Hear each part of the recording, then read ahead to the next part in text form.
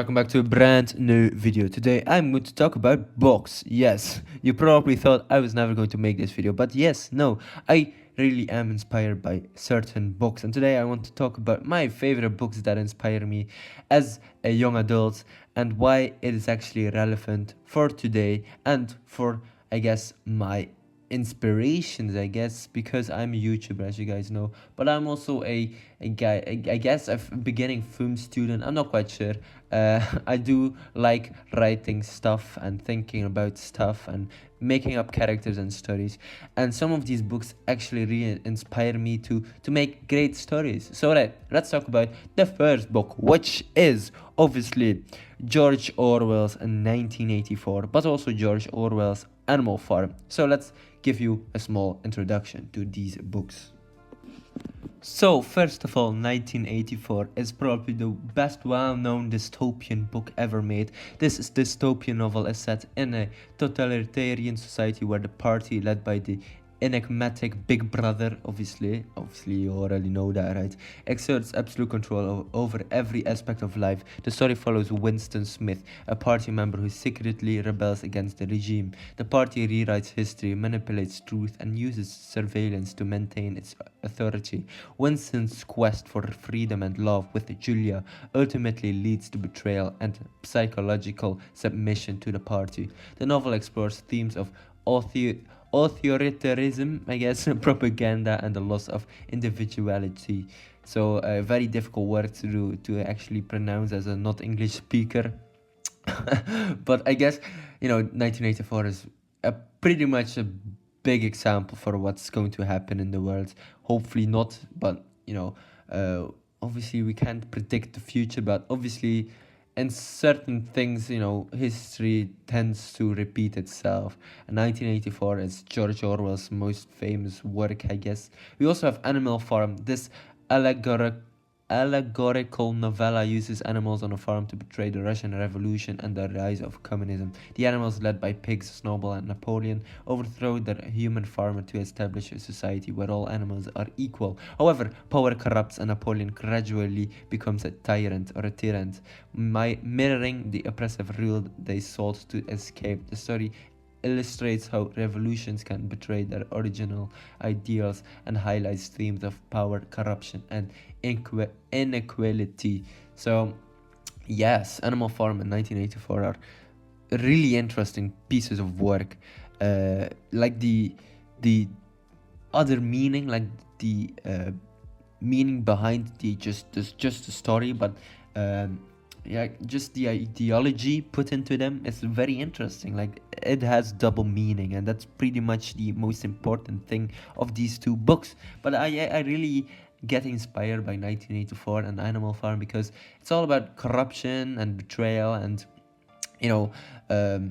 I guess people trying to rule a humans or people or a group, but obviously that leads to more chaos. So there we go. It's just interesting to say the least. And like I said, now at this certain point in time, some things in the world are trying to lean into that part, which is really interesting, which I tend to think, obviously, that somehow, some way, history is doomed to repeat itself from the people who don't learn from them. But you're probably thinking, well, those books were full of ideology and certain, layers of meaning, but the next ones are also very double meaning. The end. I'm not quite sure if that's even a word, but obviously today I'm also going to talk about Franz Kafka, one of my favorite authors. I think it's very interesting because just like George Orwell, Franz Kafka is one of the most famous authors in history. Obviously, both the process, or der Prozess, often translated as the trial, and the metamorphosis, der Verwandlung, are famous works by Franz Kafka known for their absurdity and exploration of the existential themes. The Trial, der Prozess, this novel follows Joseph K., a bank clerk who is unexpectedly arrested by mysterious authorities for an unspecified crime. Throughout the story, Joseph tries to navigate a confusing and bureaucratic legal system, encountering surreal and illogical situations. Despite his efforts to understand his case and defend himself, he never learns what he's accused of and is ultimately condemned. The novel explores themes of alienation, powerlessness, and the absurdity of modern institutions, reflecting Kafka's own frustrations with authority and the human condition. The Metamorphosis, Die Verwandlung, literally translated from German, and I'm not German, I'm Dutch, but German and Dutch are pretty similar to each other. But in the metamorphosis in this novella, Gregor Samsa, a traveling salesman, wakes up one morning to find himself transformed into a gigantic insect-like creature, struggling to adapt his new form. Gregor becomes increasingly isolated from his family, who are horrified and burdened by his transformation. The story delves into the themes of alienation, familial duty, and the dehumanization of individuals in modern society. Gregor's physical transformation is a powerful metaphor for the psychological and social struggles that people face. Both works are quintessentially Kafkaesque, filled with a sense of absurdity, helplessness, and dark humor. They continue to resonate deeply because of their universal exploration of human struggles. Dude, I just love Kafka, man. That's so weird. Now that I think about it, like George Orwell has very interesting points to make, but Kafka also has very, very interesting points to make. I mean, Kafka was he hated his father. I think his problems with his father and his bureaucratic work just kind of consumed him, and he was obviously an absolute brilliant writer, but he struggled with his I guess his anxieties and his fear of not being great. And obviously when the time came for him to actually die, he said to his best friend, all right, I want you to take my papers, to take my work, and burn it all down.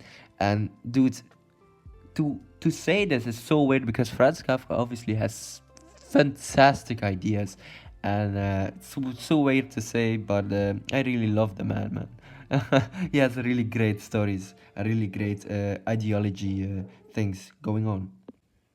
The thing is, normally I was going to talk about more books in this video, but the thing was that the video was already like half an hour long, and I didn't really want to make that entire big ass video in one go, so I'll actually split off the videos.